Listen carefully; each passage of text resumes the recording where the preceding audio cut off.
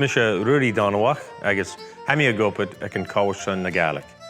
Hi, I'm Rodney MacDonald. I'm the president of Colaisde na Gaelic, the Gaelic College. Smisha Kenneth MacKenzie, so na Colaisde na Gaelic Hemi Gopit. My name's Kenneth MacKenzie and I work at the Gaelic College as the Director of Education. The college was established in 1938 and our mandate is to promote and preserve and to continue our education around Gaelic culture, music, language, dance, and craft. There is a unique experience offered here at the college, one where you can come and pick up a fiddle, learn how to step dance. Perhaps it's the pipes that you prefer. About 50,000 individuals visit our site each and every year in beautiful St. Anne's, Cape Breton, and they experience our cultural demonstrations or come for a lunchtime Céilí.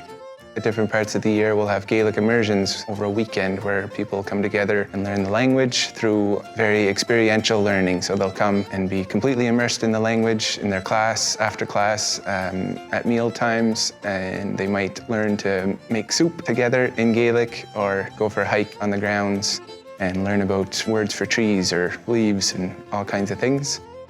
We have a vibrant site full of music and dance and language at any point in time throughout the year, and programs that are geared towards such.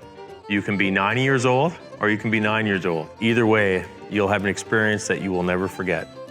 We have some online programming as well that's very popular and draws students from around the world. So we have programming from beginner up to advanced, and our teachers are based all over the world, so we serve different time zones. And that in itself is a lot of fun because you see this completely separate community developing around that.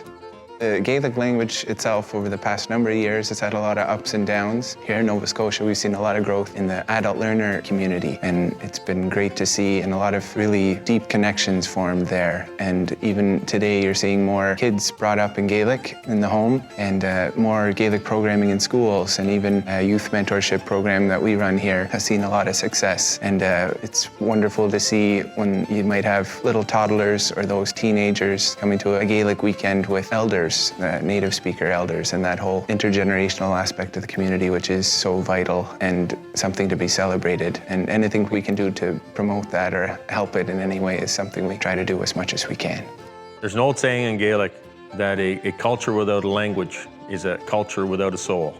And if we do not continue to promote the language, the dance, the music, and the craft, we're going to lose a piece of who we are. This is more than just a celebration, if you will, of Gaelic language and culture. This is about ensuring that for generations to come, our Gaelic people have the opportunity to learn who they are, to learn their history, to learn their music, to learn their language, and to ensure that for many years to come, we are able to truly promote what is unique, what is real, and what is part of we as a people. I want to take this opportunity to congratulate Celtic Colours International Festival. I want to take this opportunity to congratulate those involved in the Gaelic language throughout Nova Scotia in promoting what it is we have here that's unique and maintaining that uniqueness. Sinach Dave Womsa, Hick Chéili or in Uas and B. Tapaleaf.